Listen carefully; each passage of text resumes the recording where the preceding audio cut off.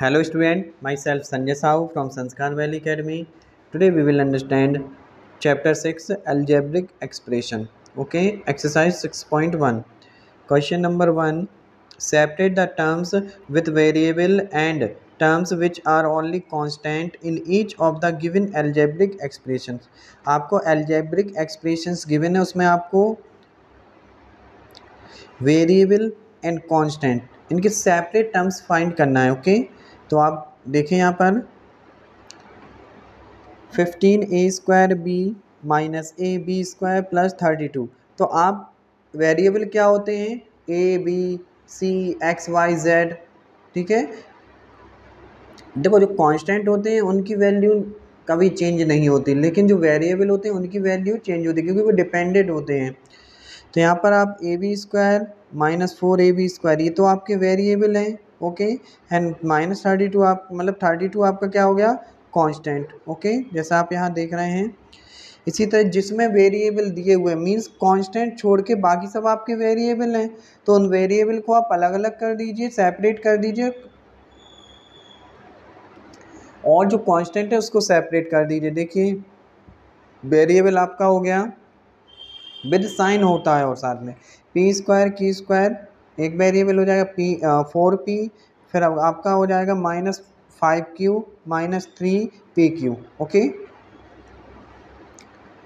D part देखो बेटा इसका 9x³ minus 2x² plus 54। Okay, तो यहाँ पे वेरिएबल आपके गिवन है ये दोनों। देखिए जिसमें एक्स और वाई गिवन है वो आपके वेरिएबल हैं, जो सेपरेट ओनली नंबर है वो कांस्टेंट है, और नंबर के साथ अगर कुछ लगा हुआ है तो वो आपका वेरिएबल बन जाएगा। ठीक है,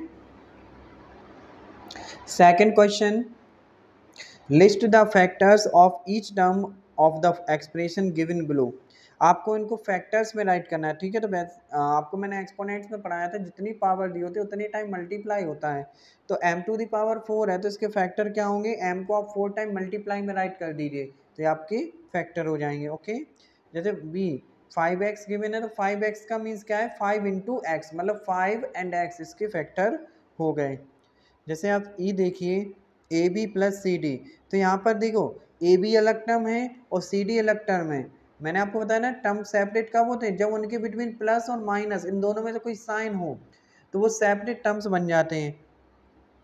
तो यहाँ पर ए बी टर्म्स के फैक्टर हो जाएंगे A into B and C D terms के फैक्टर हो जाएंगे C into D. G part देखो इसका XYZ प्लस 3x² माइनस 72। तो आपके ये 3 टर्म्स गिवन है इसमें 1 2 3। अब 3 टर्म्स है ना, 3 के सेपरेट करके आपको फैक्टर दे देना है। ओके, XYZ के होंगे x into Y into Z, 3x² y के होंगे 3 इंटू एक्स इंटू वाई, और माइनस 72 ये कांस्टेंट है तो इसको आपको फैक्टर राइट नहीं करना है। ओके, फैक्टर आपको वेरिएबल्स के राइट करना है।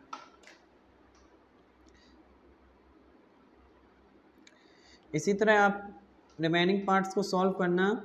Question number 3, classify the following expression as monomial binomial and trinomial. तो मोनोमियल क्या होते हैं, जब आपके number of terms only one हो, जब आपका वन टर्म हो तो मोनोमियल कहते हैं इसको। जब आपके नंबर ऑफ टर्म्स टू, मतलब 2 टर्म्स आपको गिवन है तो वो आपका बाइनोमियल कहलाएगा। अगर आपके 3 टर्म्स गिवन है तो वो आपके ट्राइनोमियल होगा। तो इसी तरह आपको ये जो एक्सप्रेशन गिवन है इसको आपको क्लासीफाई करना है। तो आप देखिए बेटा ए पार्ट, ए में आप देखेंगे a² b² plus x² y² plus 3। तो यहाँ पर आप काउंट कीजिए 1 2 3, तो इसमें 3 टर्म्स है ना, तो जब नंबर ऑफ टर्म्स 3 होते हैं तो उसको हम कहते हैं ट्राइनोमियल। ओके, तो ये आपका जो एक्सप्रेशन गिवन है कौन सा है आपका, ये आपका ट्राइनोमियल एक्सप्रेशन है। ओके, नेक्स्ट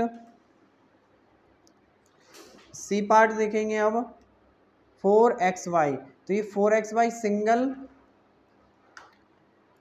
टर्म है केवल आपका, तो ये आपका हो जाएगा मोनोमियल। ओके, आपको सेपरेट कब करोगे आप टर्म्स को, जब उनके बिटवीन प्लस और माइनस गिवन हो। F part 8 lm plus 3 mm। तो यहाँ पर आप देखिए 8 LM एंड 3 mm, ये दोनों सेपरेट है ना, इसके बिटवीन प्लस है, तो ये अलग अलग टर्म्स है, तो यहाँ पर 2 हैं, तो नंबर ऑफ टर्म्स 2 है, तो इसको हम क्या कहेंगे, बाइनोमियल एक्सप्रेशन। ओके, इसी तरह इजी है, तो इसको आप लोग सेल्फ से सॉल्व करना। देखिए इसका एल पार्ट 8m²n+2, तो यहाँ पर आप 8m²n ये अलग है आपका, 2 अलग है, तो यहाँ पर 2 टर्म्स हुए ना, तो इसको हम कहेंगे बाइनोमियल। ओके, कांस्टेंट भी आपका टर्म्स में ही काउंट होता है। Question number 4, right the algebraic expression for the following statement. अब आपको स्टेटमेंट गिवन है, तो आपको उनको एक्सप्रेशंस में राइट करना है। 6 time y is subtracted from x, तो आपको x में से y के 6 टाइम को सब्ट्रैक्ट करना है, तो इक्वेशन क्या होगी, x - 6y। B part 5 less than the quotient of p and q, तो p एंड q का क्वोशिएंट में से आपको क्या करना है, 5 लेस देन कर देना है। तो क्वेश्चन कब निकलेगा, जब p में आप q से डिवाइड करोगे, तो p/q - 5, ये आपका स्टेटमेंट हो जाएगा। c 12 less than twice the number of x, एक नंबर x है, उसके ट्वाइस में से आपको 12 लेस देन कर देना है, तो 2x - 12। d the diameter of a circle is twice its radius when r is the radius of the radius and d is the diameter.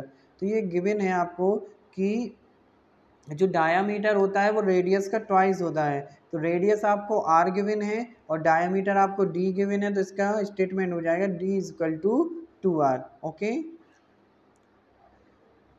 Question number 5, Ankit spend ₹X daily and save ₹Y per week.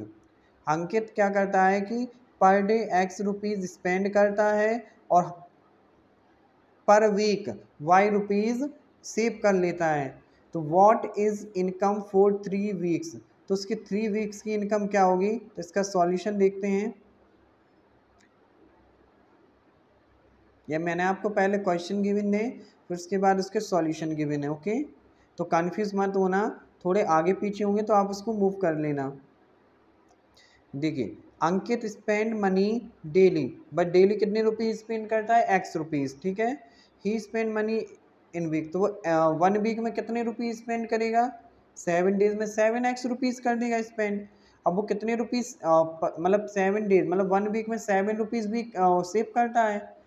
तो saving कब होती है, जब आपकी income में से आप spend minus कर दोगे, जो बचा हुआ रहेगा वो आपकी सेविंग होगी। तो इनकम फॉर वीक, तो 1 वीक की उसकी इनकम कितनी हो जाएगी, तो देखिए उसकी 1 वीक की इनकम हो जाएगी 7x + y और 3x की इनकम हो जाएगी 3 × 7x + y। 7x उसकी 1 वीक की स्पेंड है और y उसका 1 वीक का सेविंग है, तो इनकम होता है सेविंग प्लस स्पेंड, तो ये आपकी इनकम बन जाएगी। तो 1 वीक की हो जाएगी 7x + y एंड 3 वीक्स की हो जाएगी 3 × 7x + y = 21x + 3y। Okay, question number 6, आपको स्टेटमेंट गिवन है, तो उसको आपको सिंप्लीफाई करना है। 7 times is a number p is y less than a number x, p के 7 टाइम में से आपको जो p का 7 टाइम है ना, वो x में से y लेस देन करने के इक्वल है, तो 7p = x - y। Okay, next question देखें आप इसका 7, Meena scores x marks in maths and 67 marks in science. Meena ने स्कोर किया मैथ्स में x मार्क्स और साइंस में 67 marks. What is her total score in maths and science, तो उसका टोटल स्कोर क्या हुआ आपको ये बताना है। ओके, तो टोटल स्कोर हो जाएगा उसका x + 67 मार्क्स। ओके,